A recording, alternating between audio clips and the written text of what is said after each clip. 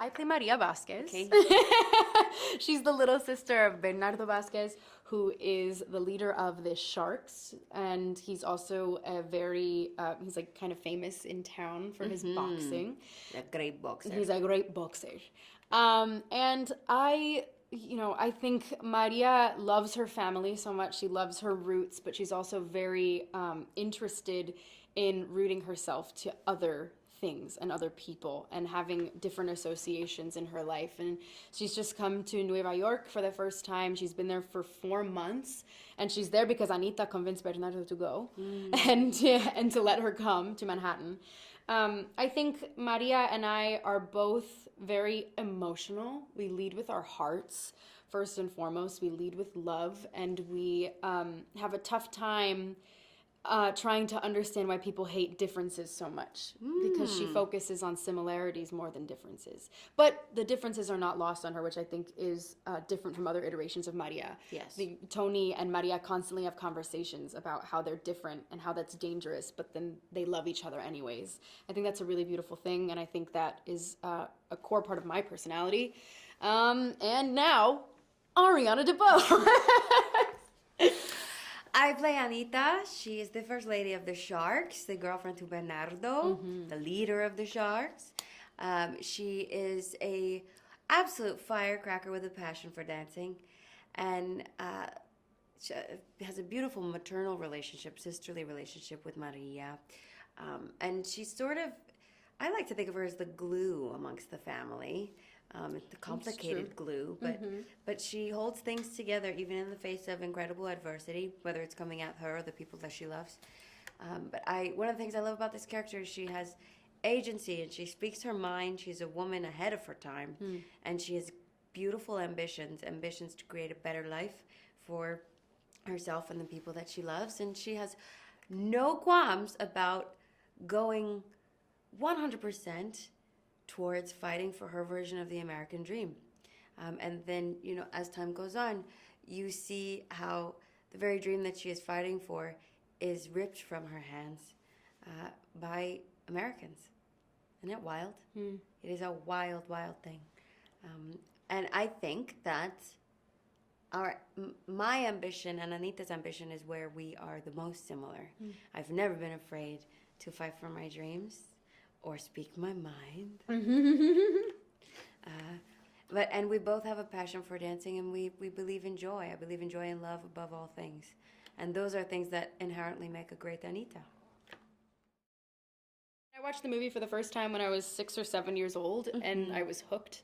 And I had the CDs and the records and CDs. the Arthur. Did you have the cassette? I did. Yeah, for sure. It was it was an integral part of my upbringing. It was Rita Moreno was the first woman I saw on screen who looked like me and who represented me, and I was so enraptured by her performance and by her as a person. She was a pioneer. We wouldn't be sitting here today without her and her leadership and her guidance. And then I played the role on stage when I was 16 years old, so I became very familiar with the source material on the musical side as well. For myself, I was familiar with the Robbins choreography, because I'm a dancer first, or I used to say that about myself. But I fell in love with the 61 film when I was a kid, sitting crisscross applesauce in my grandmother's floor, just glued to the television, watching the woman in the purple dance, just exude joy. And then I came to know her as Rita Moreno, and she was the closest thing that I could find at the time to a role model or a woman who I thought looked like me. I would say my biggest challenge in making this film was not letting someone else's Academy Award stress me out. Yeah, that's real. That's real, and I always thought about that when I got to work with you. It was just like, she's a force, because it's a big feat. It's a huge task, and you took it on so beautifully.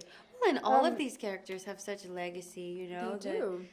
Both the original production is beloved, and the 61 film is beloved. But that doesn't mean there's not space for new interpretations. Indeed. And two we or three were- things have to be able to exist at one time. Yes. And we were encouraged by Tony Kushner. Tony Kushner took on a huge feat himself. And, you know, Arthur Lawrence's script is one of the most iconic scripts in musical theater history. And Tony Justin Kushner Peck. was like, no. he was like, why don't we try this He's instead? like, you're done. And it was great. And in the same breath, Justin Peck took on the Robbins choreography, that legacy there. Yeah. I will never forget, I ran into Jessica Lange at some premiere, and she was like, well, tell me about the choreography, because, you know, I was very good friends with Jerry Robbins. Jerry. And I said, I'm so glad you asked. Well. Dot.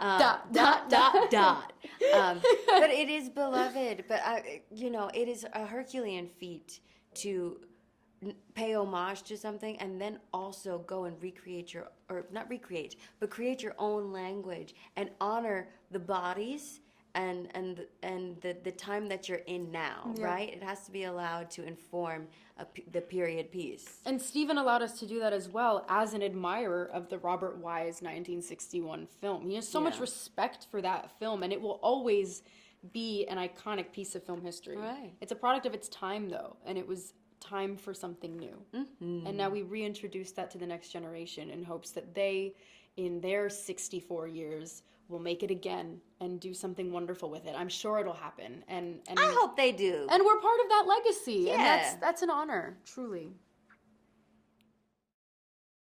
No.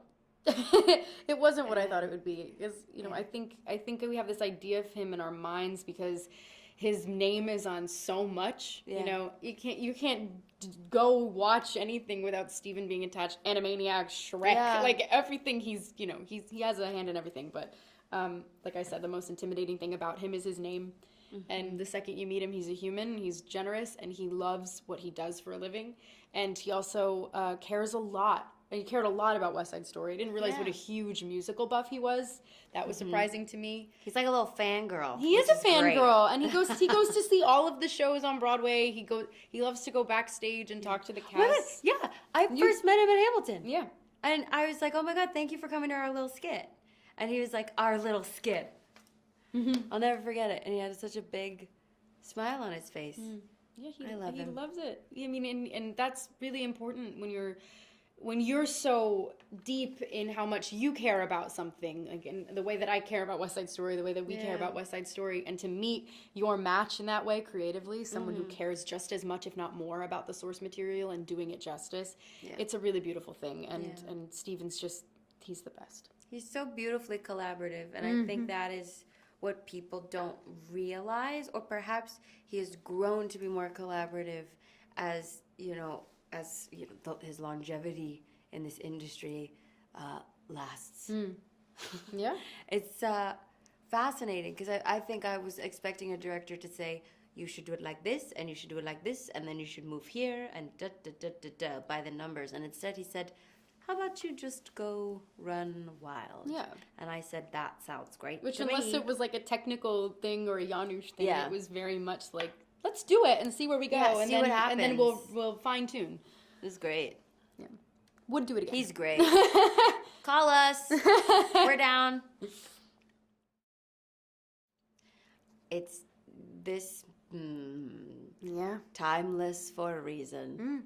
You know, it's lived for 64 years for a reason. No one has forgotten the music or the plot for 64 years for a reason. Well, and it speaks to lessons that we continually do not learn as a society. Yeah, history is doomed to repeat itself. That's what the story's really about. It's like, it's one of those things where you can tell it's going to be on loop.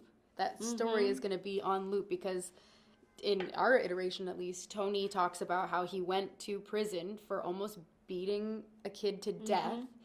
And that's exactly what goes on in our film. It's just going to keep happening until they finally have a conversation and they finally meet halfway. And there's a little glimmer of hope at the end when the sharks help to carry Tony's body with the jets into Doc's drugstore and they mourn together because they're really there for Maria, in my opinion, because she loses her mind in front of them.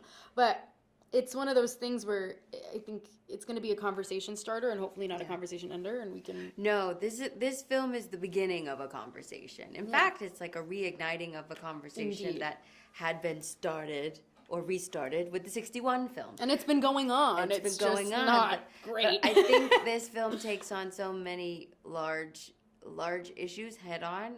It's a film that is courageous and brave in many, many ways. And like I said, it's the beginning of a conversation. It will not be the end. Yeah, for sure.